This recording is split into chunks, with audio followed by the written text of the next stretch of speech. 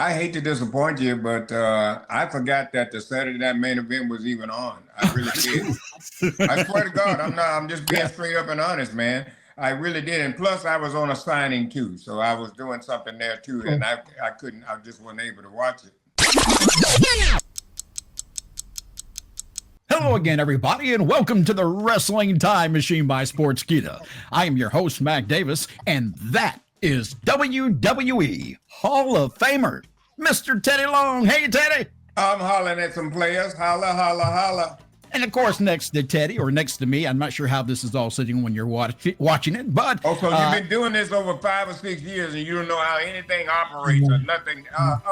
Okay, Bill is the one that's way over on the other side of the screen from me, and that is Mr. Bill Apter, legendary pro wrestling journalist. Hey, Bill. Well, like I say every week, a legend in my own mind. Great to be here with my two buddies. I always enjoy this. Well, I'm the star of my own movie. Star, we all are stars of our own movie. You just got to write the right one. You think you know all the wrestling stories? There's more you haven't heard yet. Join us on Backstage Pass. All right, let's talk about real quick Saturday night's main event. I don't want to talk about it. You don't want to talk about it. I know that you actually were texting me during the show because you and I were having a lot of the same feelings about this. Let me say from the get-go, before, because just in case this may not be Bill's attitude, but it is mine. I remember all three of us got to see the original Saturday night's main event. So we're basing what we want to see on those memories of what we used to see during those times. I'm going to say that Saturday night's main event, for me, in my opinion, was just another house show or another Raw or SmackDown. It didn't feel special. And that, to me, is what was missing from Saturday night's main event. Bill, did you feel that way? I have a couple of feelings about it. I think the three of us watch a lot of wrestling. Yeah. So we are watching it in the looks of, this looks like another wrestling show. However, some of the people that haven't seen pro wrestling and were channel turning and found it on the network might have found it, oh, hey, this is what used to be and now it's back, and they liked it. Okay. A couple of the things that bothered me, the main one, which I kept pinging you on Facebook Messenger, was the commercials. God, yes. And they have to have them. They were driving me crazy. There were too many commercials. And in the main event with Cody Rhodes and Kevin Owens, there was a Target commercial that was about 4 minutes into the match when the match was just getting hot. And this was the size of the Target commercial, and this was the size of Cody's match, and it was really annoying to me. So they did try and dress it up a bit. They did say that they were going to have several legends, which they did, but the legends didn't do anything but wave to the camera. Coco Beware. Yeah, Teddy's did on that. The last visit you had there was basically a wave to the camera, was it not, Teddy? Yeah, but I was also told that I was supposed to come out and make a match, but someone suggested that was too much. Okay. Yeah, but this one, they Greg Valentine, Coco Beware, and several Jimmy Hart. It was great to see them on there, but I would have loved to have seen maybe a 3 or 4 minute segment where they just brought them into the ring to wave, and maybe an interaction with somebody, like during the main event, maybe coming into the ring and shaking hands with Cody and shaking hands with Kevin Owens. I don't know, just something. Did you feel that it was a special event, though, Bill? Did you feel that the hype before the event lived up to the show itself? Or did the show live up to the hype? I'm sorry. Okay, good question. The hype that didn't live up to it was, unfortunately, to me, was Kevin Owens. I was waiting for him to come out like a madman, and he didn't go crazy till after the match when he and Triple H got into it. So that was a little less exciting than I thought it would be. It was a decent show, but again, I couldn't really give you an excellent assessment of it due to the breaks of the commercials. Yeah, and I'm not being overly critical. I'm not saying it was a bad show. I'm just saying that it felt like a normal show, like a normal Raw or SmackDown. It didn't have that special feel to it. But again, we watch it all the time. Yes. So. Yes. Teddy, what were your thoughts on Saturday night's main event, the entire event? Did you feel like it was a good presentation, just needed a little more something to it, a little more spice? Well, I hate to disappoint you, but I forgot that the Saturday night main event was even on. I really did. I swear to God, I'm just being straight up and honest, man.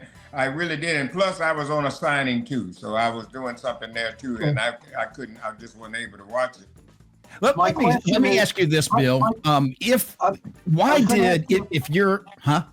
It was run simultaneously on Peacock, and I don't know if Peacock had all the ads that NBC had.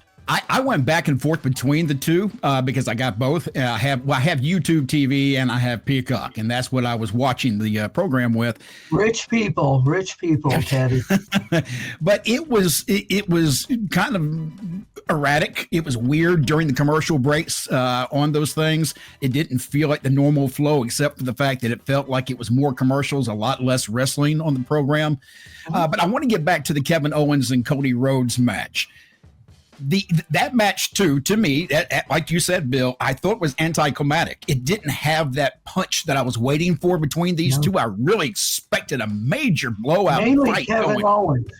Kevin Owens. Now, there was a lot that did go on. The problem, though, was it went on after they went off the air, and it became social media. In fact, I believe the social media outweighed the views on of what the actual night of Saturday night's main event did. Social media allegedly had 12 million views of Kevin Owens and Triple H shoving each other. And my question is, that would have been something so great to have been on NBC. TV. Why didn't they do it there? If you're NBC, wouldn't you ask that question? Why didn't this happen on our program if we're doing this? Hey, stop. NBC don't know. Well, NBC needs to learn. They don't, but I would have, Right. but being the producer of that show, if this was something that was actually planned, that would have whet the heck out of my appetite to want to see whatever's going to happen again. Correct, because Saturday night's main event, the advantage of that program is to bring in new viewers to your show that maybe otherwise have never seen professional wrestling. There were no cliffhangers. No, and without the cliffhangers, you had no need to go watch the following program. That was a major downfall of Saturday night's main event. Again, a good show, just nothing special. It just felt kind of weird, especially for the three of us, or at least the two of us who got to see it, that are used to seeing the original. And the original just had this big feel. The other thing I want to mention too, I think on those Saturday night main events, I think a couple of those legends of first guys that were on that was the Godfather and Bret Hart. What happened to them? Yeah, that should have been there if that's the case. I really don't know the history enough to know that, but that'd be a good question. I did speak with Ted DiBiase, who was booked. He had some minor surgery done a few days before that, and that's why he wasn't on there. People were going, oh, it must be his legal problems. It wasn't. He had a minor procedure done. He's fine, and he told me he's feeling like $1 million.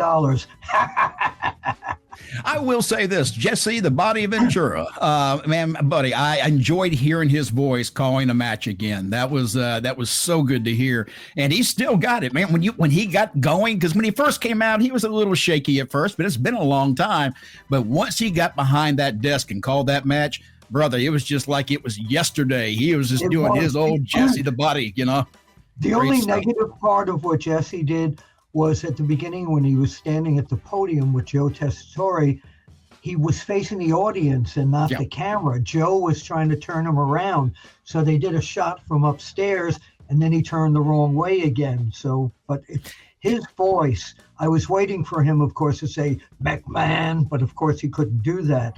But when he was calling that match, he didn't lose it a bit. He was like he was doing it yesterday. But we do know who the new first ever WWE Women's United States Champion is, and that's Chelsea Green. And she's from Canada. from Canada. I love seeing Chelsea win this. To me, she is, I know what you're trying to say, Bill.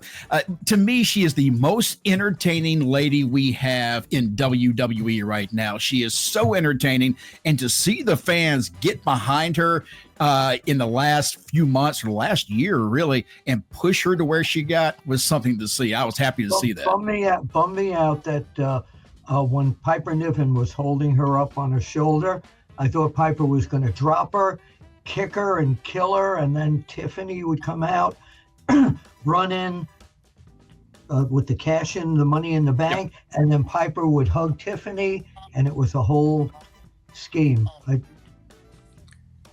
Teddy? Congratulations to her, and I'm just like you guys. I feel the same way about her. I think she's the best thing that could ever happen to WWE and the women's division. So congratulations to her. WWE's Nick Khan confirmed that Raw will remain PG, family friendly, when they move to Netflix. Does that surprise you, Bill? Everybody thought it was going to be like Attitude Era. Yeah. But remember, there are shareholders, there are stockholders in that company, and these people wanted to remain family-friendly entertainment. You know what? They call it family-friendly, but it's bordering a lot of times on not family-friendly. But they get away with it little by little. But no, they've got to keep the success that they have right now because the parents want to let their kids watch it. And they're gonna keep it family-friendly, but I'm telling you right now, brother, they're gonna cross the line. Yeah, they're going to have to, I think. The sponsors are going to look at it like this. They don't know, but the sponsors are going to go with what's drawing the money, what's drawing the viewers. So that's how that's going to work. You would think on Netflix, with all the competition you had just on that platform, there are things on that platform that are far worse than you would ever see on Raw on a normal Monday night. I think they could stretch it a little bit and it'd be fine. Well, they can stretch it. I mean, they stretch it on regular TV. Oh, yeah. That's right. Yeah. And remember, live sex on TV.